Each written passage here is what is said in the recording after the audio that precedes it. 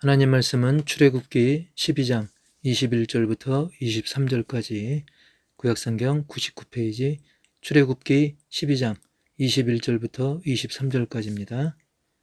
모세가 이스라엘 모든 장로를 불러서 그들에게 이르되 너희는 나가서 너희의 가족대로 어린 양을 택하여 유월절 양으로 잡고 우슬초 묶음을 가져다가 그릇에 담은 피에 적셔서 그 피를 문 인방과 좌우 설주에 뿌리고 아침까지 한 사람도 자기 집 문 밖에 나가지 말라. 여호와께서 애굽 사람들에게 재앙을 내리려고 지나가실 때에 문 인방과 좌우 문설주의 피를 보시면 여호와께서 그 문을 넘으시고 멸하는 자에게 너희 집에 들어가서 너희를 치지 못하게 하실 것임이니라. 아멘. 오늘은 문 안에서 기다리자, 문 안에서 기다리자라는 제목으로 말씀을 나누겠습니다. 요즘 중국이나 동남아에서 보니까 가짜 계란을 만들어서 파는 경우가 많더라고요. 보니까 알긴산 나트륨, 그리고 레몬색 색소, 그리고 염화칼슘과 탄산칼슘 등을 가지고 만들면 정말 육안으로 봐도 그리고 식감으로 봐도 구별하기 어려울 정도로 이 가짜 계란을 만들어 팝니다. 가격은 10분의 1밖에 안 됩니다. 그런데 복통을 일으키기도 하고 기억 감퇴, 치매에도 영향을 미치는 아주 안 좋은 그런 불량식품인데요. 어떻게 이것을 알게 됐냐면 제가 아는 그 필리핀 선교사님께서 보내온 그 카톡 내용을 보니까 최근에 그것을 잘못 드셔가지고 모르고 드셨다가 배탈이 나고 고생을 하셨더라고요. 그런데 그곳 날씨가 요즘 영상 48도나 됩니다. 그러다 보니까 그 현지의 일꾼들도 오전에 바싹 2-3시간 일하고 내일 오겠습니다 라고 하는데 말릴 수가 없을 정도입니다. 선교사님도 가만히 있어도 더운 날씨에 축구 강습까지 해야 되는 그런 어려움에 처해 있어요. 이 비복 날씨를 보니까 28도까지 오르긴 하는데 필리핀에 비하면 20도가 오히려 낮은 날씨입니다. 이런 걸 보면 우리가 범사에 감사할 거리가 많습니다. 진짜 계란 먹을 수 있으니까 감사하고 또 그 정도로 덥지 않은 것을 봐도 또 감사하죠. 제가 이렇게 신실한 또 열심히 하는 선교사님들 보면 그분들 보면 이 작은 것에서도 굉장히 크게 여기고 크게 감사하는 모습에 도전을 받습니다. 저와 여러분 모두가 범사에 감사하는 삶을 살아가기를 다시 한번 축복합니다. 성경을 읽다 보면 성경의 주인공 민족은 이스라엘이구나 그런 생각을 하게 됩니다. 그러다 보니까 왜 우리 민족 전통 종교도 아니고 머나먼 이스라엘 민족 종교를 우리가 왜 믿어야 되지? 여러분 과연 그런 것일까요? 사실 불교도 보면 인도에서 왔습니다. 유교도 중국에서 왔어요. 즉 이것은 국적이나 근원지가 중요한 게 아니라 이 진리라고 하는 것은 사실은 나라와 민족을 초월하는 거죠. 우리가 뭐 단군교도 이야기하는데 단군교 역시 어떤 타문화의 영향이 전혀 없다라고는 말할 수 없는 것입니다. 그리고 우리는 국가와 민족을 초월해서 창조주이신 하나님 아버지와 우리를 구원하시고자 하나님이 보내신 독생자 예수님을 믿는 것입니다. 물론 성경이 이스라엘 민족을 중심으로 그 배경을 가지고 기록된 것은 객관적 사실이지만 그럼에도 불구하고 성경은 모든 국가와 민족을 초월한 하나님의 진리의 말씀이기 때문에 그래서 우리는 성경 말씀을 믿는 것입니다. 그래서 일제강점기 시기에도 독립운동 민족대표 그분들도 거의 절반이 예수님을 믿었습니다. 왜냐하면 성경은 민족을 뛰어넘는 그런 하나님 신앙이 기록되어 있기 때문인 거죠. 다만 이스라엘을 하나님께서는 성경의 주인공 민족처럼 쓰신 것은 그들을 모든 믿는 자들을 대표하는 모델로 사용한 것일 뿐입니다. 실제 주인공은 그들이 아니라 하나님을 믿는 모든 사람들이 실제 주인공인 겁니다. 예를 들면 외국인이 의상 모델을 하는데 사실 그들은 패션쇼 끝나면 그거 잘 입지도 않습니다. 그냥 모델로 보여준 것 뿐이죠. 실제로 그 옷을 누리고 즐기는 사람은 그 옷을 산 사람들이 되는 것입니다. 자, 하나님께서는 아브라함 한 사람을 부르셨고 훗날 아브라함의 손자 야곱 때에는 가족 70명을 애굽으로 보내셨고 그곳에서 약 200~300만을 헤아리는 이스라엘 큰 민족을 이루게 하십니다. 그런데 지금 이스라엘 인구수가 얼마가 됐을까요? 약 917만 명입니다. 물론 옛날 그 70명에 비하면 많은 거지만 사실 성경에는 아브라함의 후손, 즉 이스라엘 민족들을 하늘의 별처럼 바다의 모래처럼 많게 하신다고 했는데 917만이라 사실 하늘의 별은 1000억 개가 넘습니다. 그렇게 생각하면 이스라엘 민족의 그 숫자라고 하는 것은 한국이나 중국보다, 중국은 많다고 하지만 어쨌든 한국보다도 적은 숫자인 것입니다. 그러면 성경이 잘못된 것입니까? 아닙니다. 자, 아브라함의 후손으로 별처럼 모래알처럼 많게 하신다는 것은 혈육의 이스라엘을 말한 것이 아니라 보잘것없는 한 사람을 택하시고 한 가문을 택하시고 한 종족을 택하시는 하나님께서 훗날 종족을 초월하여 믿음의 후손들을 셀 수 없이 많게 하시겠다는 약속입니다. 믿음의 후손들을 셀 수 없이 많게 하시겠다. 그 약속이고 그 약속대로 실제로 지금 전 세계적으로 믿음의 후손들, 이것은 영적 이스라엘로 표현할 수 있죠. 그들로 하여금 번성하게 하셨고 지금도 전도 선교를 통해 믿음의 후손들은 전 세계를 향해 점점 퍼져나가고 있는 것입니다. 예수님을 믿으면 혈육적인 이스라엘을 초월하여 구원 백성, 영적 이스라엘 백성이 되고 누구나 하나님을 아버지라고 부를 수 있는 하나님 나라의 특권을 누리는 주인공이 되는 줄 믿습니다. 여러분이 바로 그들인 것입니다. 결국 성경이 증거하는 이스라엘의 이야기는 오늘 우리 믿음의 사람들의 이야기인 것을 알고 믿으면 그 은혜가 더 깊어지고 풍성해지는 겁니다. 왜? 남의 얘기가 아니라 저 멀리 이스라엘 얘기가 아니라 사실은 나의 이야기이니까 그런 것이죠. 자, 오늘 본문은 애굽에서 수백 년간 종살이하던 이스라엘 민족이 드디어 애굽을 나오는 날 출애굽을 앞두고 벌어진 일입니다. 하나님은 모세를 통해 바로왕에게 이스라엘 백성들을 보내도록 명령하셨지만 바로왕은 교만하고 강팍해서 무려 9차례에 걸친 하나님의 엄청난 징벌에도 불구하고 계속 약속을 어기고 하나님의 권위에 도전합니다. 그래서 하나님께서는 마지막 10번째 재앙, 즉 나라 안에 있는 모든 장자를 죽이는 엄청난 재앙을 예고하십니다. 예고까지 해주셨어요. 그런데 그렇게 하다 보면 애굽 안에 살고 있는 애굽의 장자뿐만 아니라 이스라엘 민족의 모든 장자들도 함께 죽을 수밖에 없는 것입니다. 이것은 세상 속에 살아가고 있는 그리스도인들도 피해를 볼 수 있는 상황을 또한 상징하는 것이기도 합니다만 어쨌든 하나님께서는 그들을 구원하시고자 이스라엘 민족을 구원하시고자 오늘의 말씀을 주신 것입니다. 그래서 오늘 말씀은 아들들도 지키고 또한 온 가족이 애굽을 나와서 참 자유를 누릴 수 있는 그런 두 가지 방법을 하나님이 알려주셨는데 하나는 흠없는 어린 양의 피를 문설주와 문인방에 뿌리는 것입니다. 그리고 또 하나는 아침까지 한 사람도 자기 집 문 밖에 나가지 않는 것, 이 두 가지인데요. 먼저 첫 번째로는 흠없는 어린 양의 피를 뿌려라 하는 것이죠.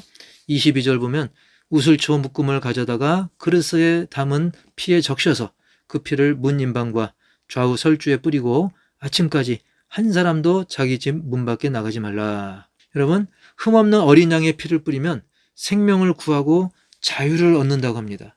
양의 피 자체에 그런 희한한 능력이 있어서 그럴까요? 그렇지 않습니다. 피 자체에 능력이 있는 것이 아니라 우주 만물을 창조하시고 인간의 생사복을 주장하시며 우리를 지극히 사랑하시는 그 하나님께서 정하신 약속이기 때문에 그 약속을 믿고 순종한 사람들에게는 그 약속대로 구원과 참 자유를 주시는 것입니다. 히브리서 9장 22절에도 율법을 따라 거의 모든 물건이 피로써 정결하게 하나니 피 흘림이 없은즉 사함이 없느니라. 즉 피라고 하는 것은 희생이고 생명인 것이죠.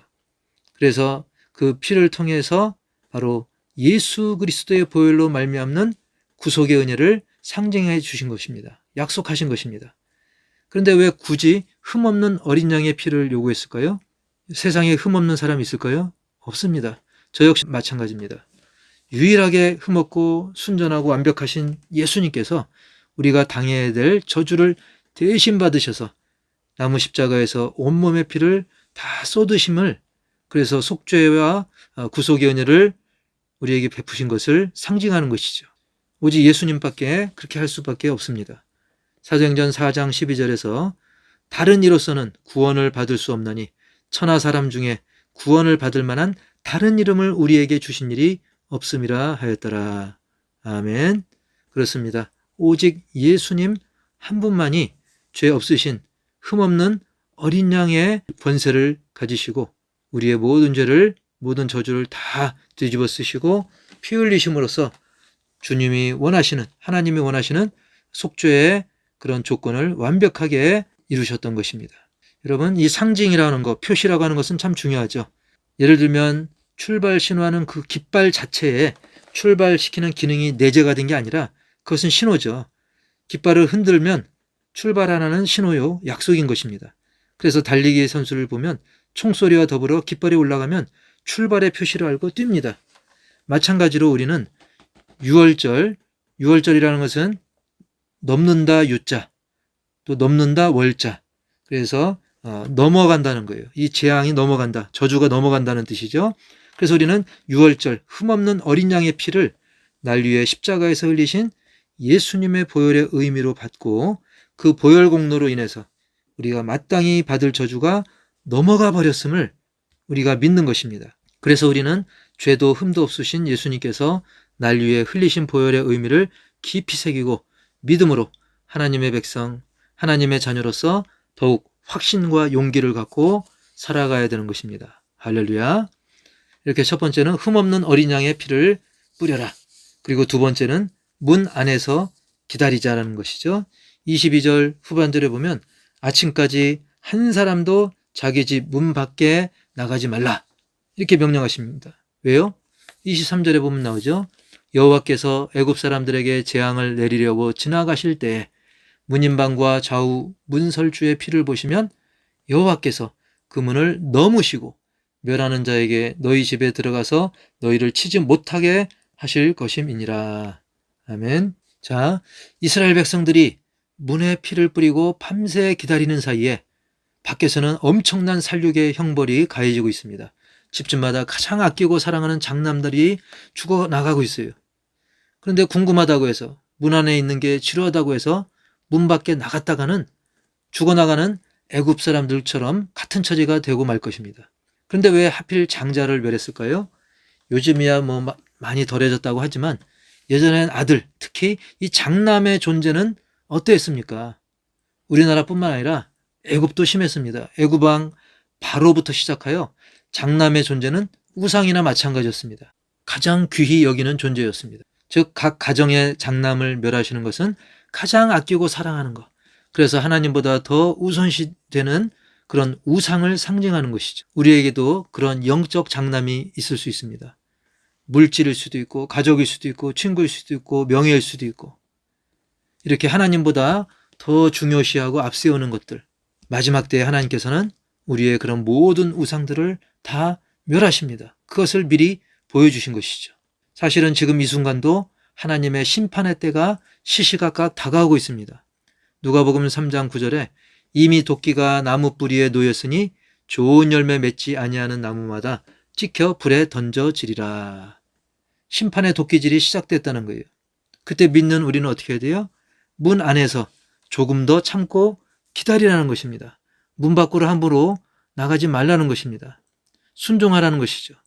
때가 되면 우상과 재앙의 땅 애굽을 나와서 구원을 얻고 마음껏 참 자유를 누리면서 가나안, 저 천국에 도착하게 되는 거예요. 그래서 우리는 좀 덥다, 좀 춥다, 의자가 딱딱하다, 재미가 없다, 그렇다 할지라도 우리는 참고 때가 되면 우리 신자들은 하나님의 뜻대로 심판과 구원의 완성을 보게 된다는 겁니다. 그리고 피 뿌려진 문 안에서라고 말씀하고 있는데 이것은 교회 안에 갇혀 지내라는 뜻이 아닙니다. 즉 이것은 난리의 소문이 있어도 흔들리지 말고 예수님 안에서, 즉 예수님을 믿는 그 믿음으로 기도하고 예배드리고 성경 읽고 그 말씀대로 실천하며 그 말씀대로 살아가며 주님이 다시 오실 그때를 믿음으로 기다리라는 것, 그것을 말씀합니다. 그렇게 실천하시길 바랍니다. 하나님 아버지께서 사랑으로 우리에게 주신 말씀을 지키는 것은 참으로 중요합니다. 일찍이 아브라함의 조카 롯의 부인은 소돔과 고모라의 멸망의 현장에서 탈출하다가 하나님 말씀을 어기고 뭐가 그렇게 궁금했는지, 뭐가 그리 아쉬웠는지 잠깐 한순간 뒤돌아보다가 죽고 말았던 것이죠. 말씀대로 조금만 더 참았으면 되는 건데 너무나 안타까운 일이죠. 훗날 출애굽한 이스라엘 백성들 중에서도 자꾸 후회하면서 뒤돌아보다가 참지 못하다가 결국 돌이킬 수 없는 징계를 받기도 했던 것입니다.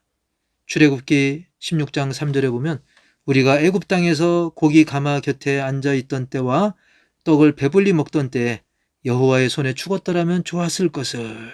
민수기 11장 5절에도 우리가 애굽에 있을 때에는 값없이 생선과 오이와 참외와 부추와 파와 마늘들을 먹은 것이 생각나거늘. 이렇게 과거에 노예 생활하면서 그때 먹었던 그런 것들에 대한 그리움을 그들은 이야기하고 있어요.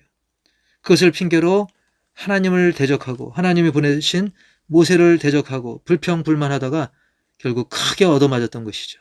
여러분, 하나님이 주신 진정한 자유보다 당장의 욕심을 채워줄 옛날의 그 죄악 세상을, 그 낡은 습관을 그들은 그리워하고 있는 것입니다.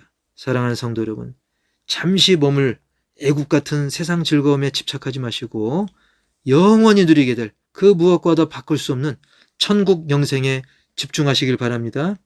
지금 이 순간도 심판의 때는 1분 1초 다가오고 있습니다. 그러므로 적어도 여기 계신 분들, 이 말씀을 듣고 계신 분들은 구원받은 백성답게 예수님을 믿는 그 믿음 안에서 끝까지 때를 기다리시면서 온전한 예배와 또 순종의 삶을 살아가시고, 그래서 그 삶 속에 우리의 말과 행실을 통해서 흠없는 어린 양 예수님을 증거하시는 그런 복된 하루하루가 되기를 주님의 이름으로 간절히 축원합니다. 아멘.